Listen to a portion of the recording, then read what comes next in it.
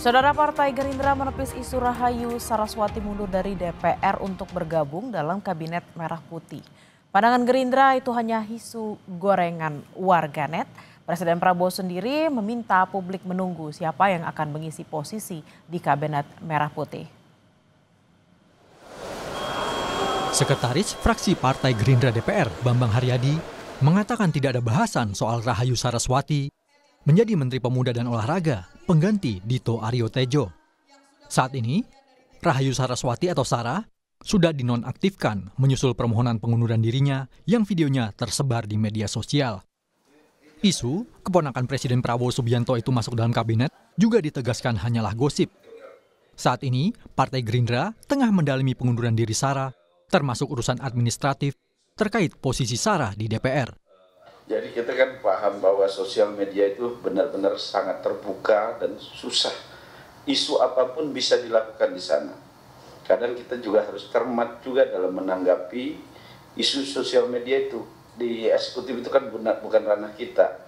Kita di DPR hanya ranahnya sifatnya adalah 3 aja kan. Membahas undang-undang, anggaran, dan juga mengawasi pemerintah kan. Tuh. Jadi bukan tupoksi kami untuk ikut campur di dalam eksekutif yang melupakan hak prerogatif presiden gitu. Ketua Umum Partai Golkar, Bahlil Lahadalia, tak menjawab saat ditanya peluang kader Golkar Airin Rahmidiani masuk dalam Kabinet Merah Putih. Menurut Bahlil, Partai Golkar harus tahu diri untuk tidak melampaui batas. Dia juga bungkam terkait nama-nama yang diusulkan Partai Golkar untuk menggantikan Menpora Dito Aryo Tejo. Ia memastikan reshuffle menteri adalah hak prerogatif Presiden Prabowo. Sebelumnya, Presiden Prabowo memutuskan mengganti Menpora Dito Aryo Tejo yang juga kader Golkar. Tapi hingga hari ini pengganti Dito masih kosong.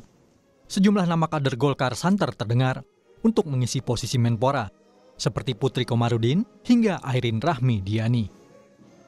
Gini, kita itu harus tahu betul bahwa sekali lagi untuk menteri, wakil menteri itu hak prerogatif Bapak Presiden.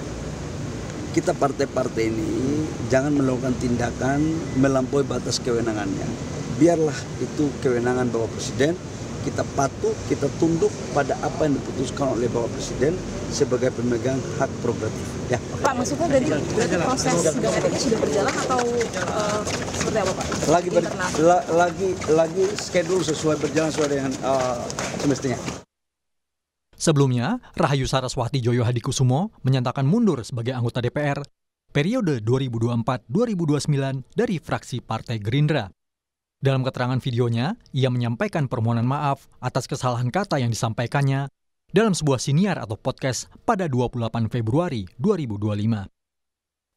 Saya paham bahwa kata-kata saya telah menyakiti banyak pihak, terutama yang saat ini masih berjuang untuk menghidupi keluarganya, bahkan untuk masih bisa bertahan hidup. Kesalahan sepenuhnya ada di saya.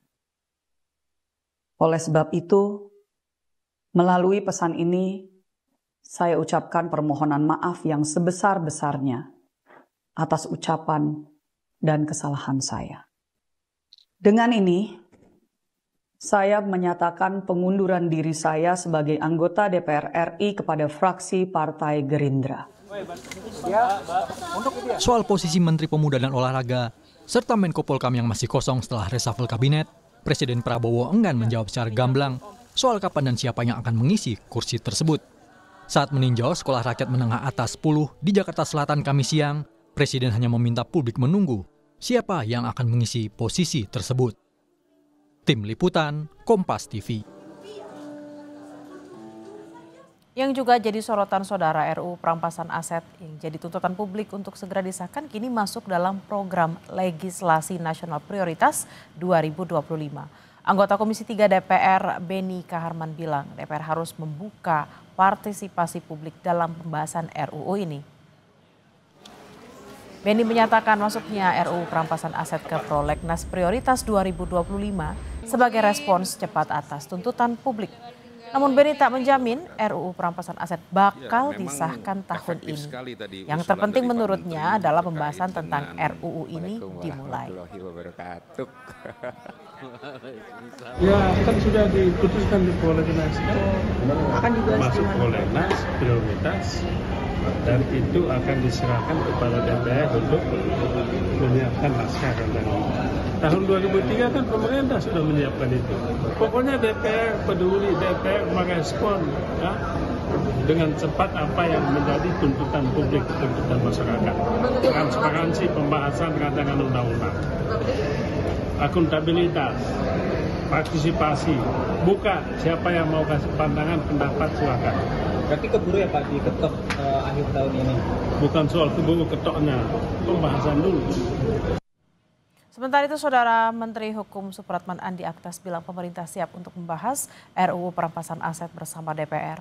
Menurut Supratman, keputusan pemerintah dan DPR agar RUU perampasan aset segera dibahas bukti keberhasilan pertemuan Presiden Prabowo dan Ketua Umum Partai Politik. Sehingga pemerintah tinggal menunggu hasil penyusunannya, kemudian nanti dikirim, Presiden akan menerbitkan surpres. Kita tunggu dulu ya, yang penting keputusan politiknya hari ini lewat Pak Ketua dan teman-teman di Balik sudah jelas tahun ini Undang-Undang Perampasan Aset sudah masuk di tahun 2020. Kan Presiden sudah bertemu dengan ketua-ketua umum partai politik, dan yang kedua juga hari ini menandakan ada keputusan yang diambil, itu artinya pembicaraan ini sudah dilakukan secara baik ya, dan kita tunggu proses politiknya itu ada di DPR. Sementara itu, Saudara Ketua Balik DPR Bob Hasan bilang tak perlu lagi ada perdebatan soal usulan pembahasan karena RUU perampasan aset sudah resmi jadi inisiatif DPR. Bob menambahkan RUU perampasan aset jadi prioritas diselesaikan tahun 2025. RUU yang diusulkan untuk masuk dalam perubahan kedua prolegnas RUU prioritas tahun 2025 yaitu 1. RUU tentang perampasan aset, 2. RUU tentang Kamar Dagang Industri, 3. RUU tentang kawasan industri. Ya, 2025, dan ini tetap sebagai inisiatif DPR. Ya. Jadi perampasan aset tidak ada lagi perdebatan di pemerintah atau apa, tapi di DPR. Dan itu masuk dalam tahun 2025. Kita beralih ke informasi lainnya, Saudara. Menteri Koordinator Bidang Hukum, Hak Asasi Manusia, Imigrasi, dan Pemasyarakatan Yusril Iza Mahendra mendatangi rutan Polrestabes Makassar untuk memastikan penanganan terhadap tersangka kasus kerusuhan yang berujung pada pembakaran kantor DPRD Makassar dan DPRD Sulawesi Selatan telah memenuhi hak keadilan. Menko Yusril didampingi Kapolrestabes Kombes Arya Perdana mengunjungi tahanan pelaku tindak pidana pembakaran, pengerusakan dan penjarahan di gedung DPRD Kota Makassar. Menteri Yusril berkomunikasi langsung dengan tahanan, menanyakan kondisi, kebutuhan dasar serta memastikan tidak ada perlakuan yang bertentangan dengan HAM. Yusril juga memastikan proses hukum terhadap pelaku pengeroyokan akan terus berlanjut dan terus memantau penanganan hukum para pelaku. Komitmen untuk menuntaskan kasus ini.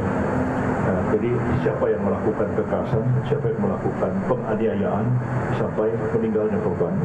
Satu komitmen untuk menegakkan hukum dengan benar dan adil. Artinya hak-hak keluarga korban juga harus dipenuhi oleh negara, dan mereka yang melakukan penganiayaan juga harus bertanggung jawab secara hukum. Sejumlah tokoh yang tergabung dalam Gerakan Nurani Bangsa meminta Presiden Prabowo segera membebaskan para aktivis yang ditahan sejak aksi demonstrasi pada 28 Agustus 2025 lalu. Menurut salah satu tokoh yang tergabung dalam Gerakan Nurani Bangsa, Lukman Hakim Saifuddin, penahanan itu berpotensi mengganggu masa depan generasi muda yang masih menjalankan pendidikan. Lukman Hakim meminta pemerintah untuk segera membebaskan seluruh aktivis, mahasiswa, hingga pelajar yang ditangkap dalam aksi demonstrasi Agustus lalu. Tuntutan ini disampaikan langsung kepada Presiden Prabowo Subianto ketika melakukan dialog di Istana Negara Kamis 11 September.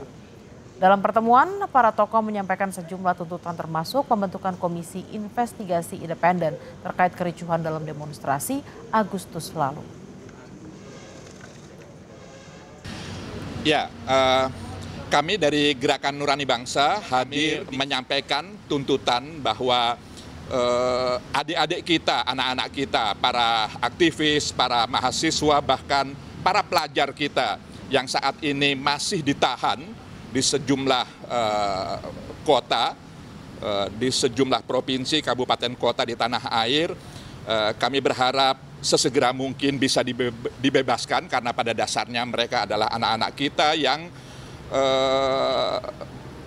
mestinya mereka tidak ada dalam posisi seperti itu. Karena dengan ditahan lalu kemudian mereka menjadi terganggu bahkan bisa terputus proses pendidikannya.